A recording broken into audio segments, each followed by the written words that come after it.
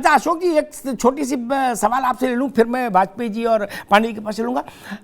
आज जब अतीक वहाँ आया MP मिले कोर्ट में, उसका मैदान, उसका इलाका है ना, भाई गुंडों का तो इलाका होता है, उसके सामने आंख में आंख डाल के कोई खड़ा नहीं होता था माई का लाल? क्या ना अकील, ना वकील, ना कोई, ना कोई, कोई कुछ नहीं, कोई हो आप प्रयागराज में, क्या ये तो हमारा देखा हुआ है। उसमें अतीक के सामने जूते की माला उछल गई, अतीक के सामने नारा लग गया, अतीक अहमद मुर्दाबाद, अतीक को फांसी दो। ये बदलाव आज से पहले तक अकल्पनीय था कि नहीं था आपके दिमाग में भी? कभी सोचे थे कि ऐसा भी हो सकता है उत्तर प्रदेश में? अमिताभ जी, मैं माननीय न्यायपालिका को प्रणाम करता हूं कि उन्होंने एक इस तरह की माफिया को सजा दिया। नहीं, न्यायपालिका तो बाद में आई, जब अतीक अंदर आया तब ये कांड हुआ है। मैं उस पर पूछ रहा हूँ, न्यायपालिका पर नहीं पूछ रहा हूँ, फैसले पर मैं पूछ रहा हूँ। ऐसा दृश्य कभी इलाहाबाद में हो सकता है? ये आप स्वप्न में भी सोच सकते थे कि आज से पहले कि कोई प्रयागराज में अतीक के खिलाफ ऐसा नारा लग जाए, अतीक की मौजूदगी में, कि अतीक को फांसी दो? अमिताभ जी देखिए, इस तरह की चीजें जो हो रहे हैं, जो घटित हो रही हैं, ये चीजें चाहे अतीक के साथ हो रहा हो, चाहे किसी भी माफिया के साथ हो, मैं तो यहीं पे एक काउंटर क्वेश्चन भी आपसे करूंगा कि जब देश की पहलवान बेटियां जो राष्ट्रीय स्तर पे मेडल लेके आई, जब उनका सेक्सुअल हरासमेंट का मामला पूरे इंटरनेशनल लेवल पे उछला, लेकिन उस व्यक्ति का बाल बांका नहीं हुआ, ठीक, ये भी तो एक बहुत बड़ी चिंता की विषय है। जी ठीक। और रह गई बात अतीक का, तो अतीक अहमद का कभी समाजवादी पार्टी का कोई, हम लोग तो तारीफ कर रहे हैं कि अतीक के साथ साथ जितने भी माफिया, सबके साथ कार्रवाई हुई, अब पूरे प्रदेश को माफिया मुक्त। नहीं, क्या आप कह रहे हो आपसे समाजवादी पार्टी को उससे कोई लेना देना नहीं रहा? देखिए, नहीं ऐसा नहीं कहो, अतीक अहमद, अतीक का भी रहा, अशरफ का भी, दोनों का। अतीक अहमद कई दलों में रहे हैं, उसमें समाजवादी पार्टी भी रही, लेकिन यही अखिलेश यादव जी ने उनको मंच से धक्का देकर, अशोक जी ठीक ठीक, आपको याद होगा, ठीक ठीक, एक एक बात आई, 5 बार जीता चुनाव, अतीक को सदन का रास्ता समाजवादी पार्टी ने दिखाया। उससे पहले सदन नहीं जानता था अतीक। हमारा अतीक के बाप रिक्शा इक्का चलाते थे, अतीक भी इक्का चलाए थे शुरुआत में। छोड़ दीजिए उस बहस को। एक बात आई बार बार, उसको मैं क्लियर कर दूं, फिर मैं वाजपेयी जी और पांडे जी के पास चलूं, नहीं तो वो बात बार बार उठती रहेगी। मेरी एक आदत, खराब आदत है, मैं तथ्य सीधे रख देता हूं। लोग तो नाम लेने में बचते, मैं तो भाई सीधी बात करता हूं। ब्रजभूषण शरण सिंह की बात कर रहे हैं अशोक जी, ठीक, जिनके खिलाफ रेसलर्स ने यहां दिल्ली में जंतर मंतर पर धरना दिया। कह रहे भाई उनके खिलाफ कार्रवाई नहीं हुई। इमोशनली बात ठीक है। ब्रजभूषण शरण सिंह के खिलाफ किसी ने FIR नहीं दर्ज कराई, एक। दूसरी बात सुन लीजिए, ब्रजभूषण के खिलाफ भारत सरकार ने और खेल को संचालित करने वाली, अनुशासित करने वाली जो संस्था है वर्ल्ड की, उसका जो भारत में इकाई है, उसने, दोनों ने एक एक जांच कमेटी बैठाई, ठीक। उस जांच कमेटी के सामने सब लोग पेश हुए, जो जंतर मंतर पे थे वो भी पेश हुए। किसी ने वहां ये लिख के नहीं दिया कि सेक्सुअल हरासमेंट हुआ। जांच रिपोर्ट देख लीजिए। इसलिए जब बात कही है, ब्रजभूषण के खिलाफ रिपोर्ट लिखाई गई होती थाने में और ब्रजभूषण के खिलाफ जांच नहीं होती, तो मैं पहला आदमी होता जो इस बात पर आक्षेप करता। इसलिए ये सब नहीं, ये ब्रजभूषण ने गलत किया तो नैतिक साहस लोगों में होना चाहिए, मुकदमा लिखाओ। नहीं, ये विपक्ष के पास एक है ना, अभी नहीं रुकना होगा अशोक जी, अभी रुकना होगा, अभी रुकना। मैं तो विपक्ष से यहां तक कहता हूं पांडे जी, कि जो लोग ये कहते हैं कि मोदी ने ऐसा किया, फलाने ने ऐसा किया, फलाने ने ऐसा किया, मैं उनको भी सलाह देता हूं, जाइए मुकदमा लिखाइए ना। कोई नहीं जाता, क्योंकि मुकदमा लिखाएंगे तो जिम्मेदारी लेनी होगी ना तथ्यों की। टीवी पर बोल के निकलना चाहते हैं लोग। मैं लोगों से कहता हूं मुकदमा लिखाओ, आप कह रहे हो फला आदमी चोर है, मुकदमा लिखाइए पांडे जी, लेकिन ये ऐसा कोई नहीं करता। सीबी से अगर विजिलेंस में आप किसी की शिकायत करें तो हलफनामा पे देना पड़ता है ना लिख के।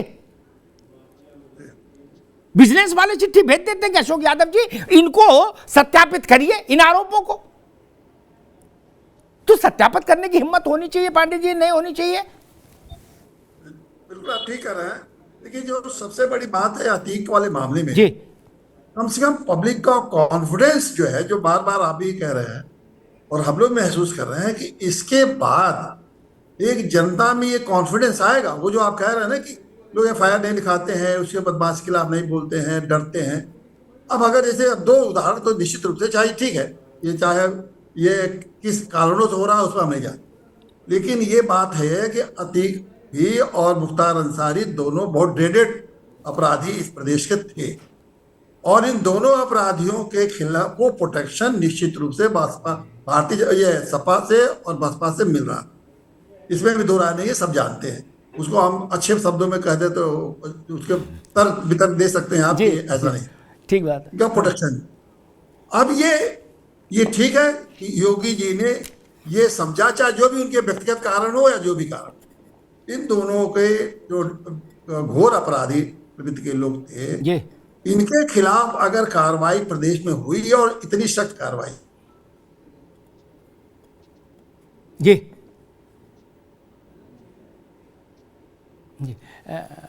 पांडे जी कुछ के साथ कुछ तकनीकी समस्या है, हम दोबारा लौटेंगे। वाजपेयी जी, अब सारा दारो मदार आपकी जेलों पर है, चाहे यहाँ रहे, चाहे नैनी में रहे, चाहे साबरमती में रहे, चाहे कहीं रहे अतीक, क्योंकि जेलों पर लोगों का भरोसा नहीं है।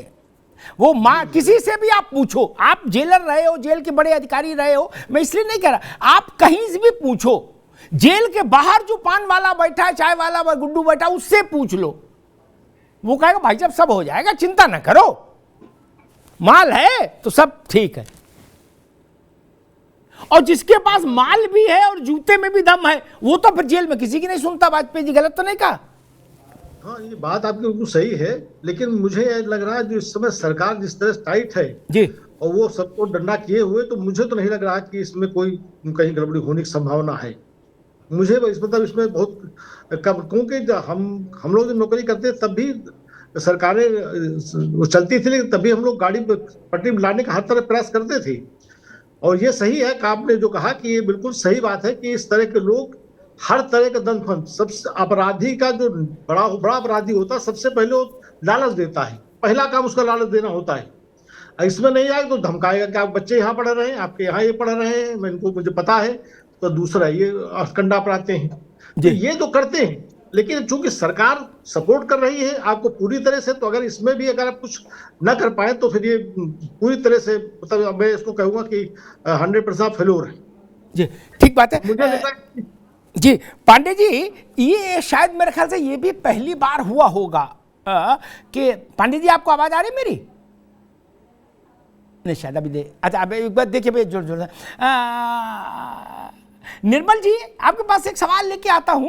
ये शायद पहली बार मैंने उत्तर प्रदेश में सुना कि जेलर, डिप्टी जेलर और जेल के कुछ और कर्मचारी सुरक्षा से जुड़े, वो सब लोग नौकरी से हटाए गए और उसमें से तमाम जेल भेज दिए गए इस मामले में कि उन्होंने मुख्तार अंसारी के जेल में बंद बेटे से उसकी पत्नी की गैर कानूनी तरीके से अनवरत मुलाकातें कराई। क्या इतने बड़े ड्रास्टिक फैसले से, कदम से जेल का जो तंत्र है प्रदेश भर का, उसको एक मैसेज जाएगा? क्योंकि अभी तक ऐसा होता नहीं था, इलाई मिलाई पर किसी को कोई सजा नहीं होती थी, सिपाही को भी नहीं होती थी।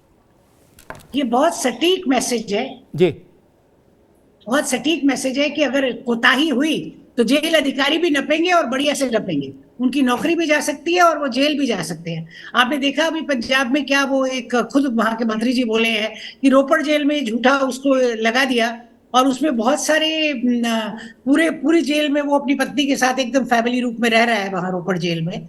तो जेलों का जो तंत्र है हमारा बहुत ही खराब व्यवस्था है। जेल के अंदर का जो संसार है बहुत विचित्र है जी। और वो भी माफिया द्वारा, और जेल के जो मॉनिटर होते हैं, जो कॉन्विक्ट्स हैं, वही जेल का अंदर का संचार संचालित करते हैं। तो आप देखिए कोई भी जेल के अंदर के जो वार्ड्स चलते हैं, वो जो कॉन्विक्ट्स हैं उन्हीं के द्वारा जेल लोग चलवाते हैं। उनको हमारे यहाँ पक्का बोलते हैं यूपी में। हाँ पक्का। हाँ अच्छा जी, जी, क्योंकि वो कन्विक्ट हो चुके हैं, पक्के वहां के निवासी हैं, स्थायी निवासी है, अंडर ट्रायल तो रहेगा नहीं बेचारा। तो ये खुद ही जो कन्विक्ट है वो वहां का मॉनिटर बना है, वो वहां की सरकार बना है, वो वहां का कोतवाल बना हुआ है, और वो उसी तरह से जेल को चला रहा है। तो अब जेलर को अगर समझ में आ गया, या जेलर लोग भी नप रहे हैं, बड़े बड़े अधिकारी नप रहे हैं, तो ये एक बहुत ही एक अच्छा मैसेज जाएगा कि भाई अगर कोताही बरती, अगर नियमानुसार काम नहीं किया, अगर जेल मैनुअल के हिसाब से काम नहीं किया, जेल के हिसाब से हम नहीं चले, तो हम भी नपेंगे। और ये जो खौफ है कि कानून उनके लिए भी है, खाली अपराधी के लिए नहीं है, ये खौफ से बहुत फायदा होगा और एक बहुत अच्छा प्रभाव पड़ेगा, और जेल तंत्र सुचारू रूप से चलेगा। पांडे, सीबी पांडे साहब, आपको आवाज आ रही है? मिल रही है, मुझे मिल रही है। मैं एक सवाल आपसे पूछना चाहता, आपके पास भी इतना बड़ा अनुभव रहा, जाने कितने केस आपने निर्णय दिए होंगे, ये जेल का तंत्र कैसे सुधरे?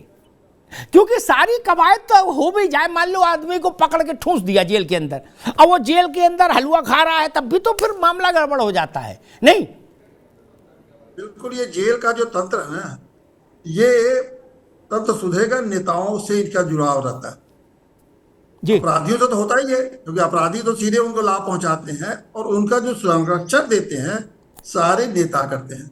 अर्थात जी, आपने इतनी अच्छी बहस आज शुरू की, ये मैं एक बात कहना चाहता हूं कि दोनों को, मुख्तार अंसारी और इनके कहने से प्रदेश में बहुत बड़ा कॉन्फिडेंस जनरेट होगा लोगों में, आम आदमी में, जब अपराधियों का सफाया होगा। लेकिन मेरी बात, एक सुझाव है जी, अगर ये जो योगी जी का ये अभियान अगर चल रहा है, इसमें इन अपराधी, इन दोनों अपराधी नहीं, जितने भी अपराधियों की एमपी एमएलए कोर्ट सजा कर रही है, उसके पीछे कौन से नेता, कौन से नेताओं का हाथ है, अगर वहां तक अगर पहुंच हो जाए, तो आप देखेंगे कि उत्तर प्रदेश में अपराधियों की संख्या बड़ी बहुत ही, समझ लीजिए कि गिर जाएगी। जेल से में भी लोगों को दंड मिलेगा, पुलिस भी सही रास्ते पर रहेगी, और इसका प्रभाव पड़ेगा कि न्यायालय को पूरा का पूरा अवसर मिलेगा, गवाह आएंगे, बयान होगा, ट्रायल चलेगा, मौके से सम्मन जाएगा, उसका तामीला होगा और सजा होने। लेकिन नेताओं को छोड़ के अगर आप केवल पुलिस और जेल और न्यायालय पर भरोसा रखेंगे तो नहीं, उसके पीछे जो नेता खड़ा है उसको भी पकड़ने के लिए कोशिश जरूर करिए, और देखिएगा अगर उसको पकड़ लिया आपने तो उत्तर प्रदेश बिल्कुल उत्तर प्रदेश बन जाएगा। जी, बहुत अच्छी बात की। अशोक यादव जी और हरीश जी से यही सवाल लेता हूँ। अशोक जी, पांडे साहब ने कहा, निर्मल जी ने कहा, और वाजपेयी जी ने जो बात कही, न्यायपालिका, विधायिका सब ठीक है, सब में सुधार होना चाहिए, हो भी रहा सब, लेकिन सबके जो जड़ है वो हिंदुस्तान में तो नेता है। संविधान के सारे अंग जहां आके मिलते हैं, वो गंगा सागर तो नेता ही है। नेता की टोपी में सारी ताकत भारत की, ये तो सच है, इससे तो कोई इनकार नहीं कर सकता। क्या रात में जेल से कैदी बाहर आ जाए, नेता कह दे तो क्या? हमने देखे हैं ऐसे दृष्टांत, समय नहीं तो मैं नाम लेके भी बता देता। क्या जेलर को बुला के लखनऊ में डांटे, बोलते दिमाग खराब हो गया, जब गुड्डू ने कहा कि इसको रात में छोड़ना तो छोड़ना था। क्या कानून, क्या रमन्ना, कुछ नहीं। नेता कैसे सुधरे अशोक जी, ये ऑल पार्टी प्रश्न है, नेता कैसे सुधरे? भाई जो गुंडा है उसको तो चलो जेल भेज देंगे, चालान काट देंगे, जज साहब सजा दे देंगे, जेल में चला जाएगा। लेकिन मसला ये है जो इनको सबको ताकत दे रहा है, ट्रांसफार्मर तो नेता है। अशोक जी, साहब जी देखिए, अभी जज साहब ने कहा कि जो भी संरक्षण प्राप्त होता है अपराधियों को, वो या तो सरकार प्रायोजित होता है या तो सरकार में बैठा नेता प्रायोजित होता है। बिना संरक्षण के कोई भी माफिया इतना बड़ा नहीं हो सकता। तो इनके जड़ पे कार्रवाई होनी चाहिए, चाहे कोई भी नेता हो। लेकिन दिक्कत यह है जो अभी निर्मला कौर मैडम ने कहा कि पॉलिटिकल विल नहीं है। वो ये देखते हैं कि फला अपराधी से किसको फायदा हो रहा है, ये कोई भी दल हो। आज भी जो नाम कुछ चले हैं हम लोगों के बीच में वार्तालाप के दौरान, उसमें बहुत सारे नाम हैं जो सूट कर रहे हैं वर्तमान सत्ता को। इसके पहले की सरकारों में कुछ नाम थे जो उन सरकारों को सूट कर रहे थे। तो इस तरह की कार्रवाई जो है नहीं हो पाती।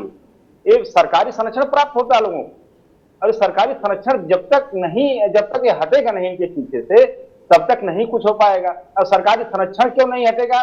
क्योंकि इनके पीछे एक वोट की बात होती है। जाति धर्म सब कुछ मिला के एक वोट की राजनीति।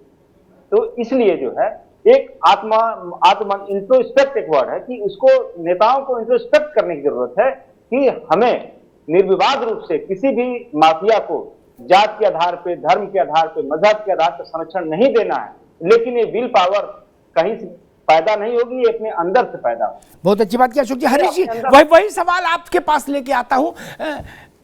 नेता सुधरे तो सब जग सुधरे, नेता सुधरे तो सब जग सुधरे, और बाकी पूरा जग सुधर जाए, नेता ना सुधरे तो फिर जग खराब हो जाएगा। अमिताभ जी, मैं इससे पूरी तरह सहमत हूं जी। लोकतंत्र में जो राजनीतिक व्यवस्था है वो सर्वोच्च है, और सभी राजनीतिक दल अगर इन अपराधियों से मोह ग्रस्तता छोड़ दे, क्योंकि ये जो मिथ है कि अपराधियों के कारण कोई चुनाव जीतता है या अपराधी के पास इतना पैसा आता है वो चुनाव जीत लेगा, मुझे लगता है 14 बड़े बड़े माफिया हार गए थे, पता नहीं लगा। तो ये मोह अगर राजनीतिक दल, सभी राजनीतिक दलों के लिए मैं कह रहा हूँ, जिस दिन ये संकल्पना कर लें और सब अपराधियों माफियाओं से मुंह छोड़ दें, उसी दिन। भाई हरीश जी, कैसे छोड़ देंगे जब विकास यादव के पक्ष में आदमी खड़ा हो जाएगा, कहेगा ब्राह्मण को क्यों मारा, तो कैसे छोड़ देंगे फिर? जब आप जिसने 8 पुलिस वाले मार डाले, कुल्हाड़ी से काट डाले, गोली से भून दिए, सीओ को कुल्हाड़ी से काट डाला, उसकी जब गाड़ी पलटी और वो मारा गया पुलिस के एनकाउंटर में, तो कहा गया ब्राह्मण मार डाला।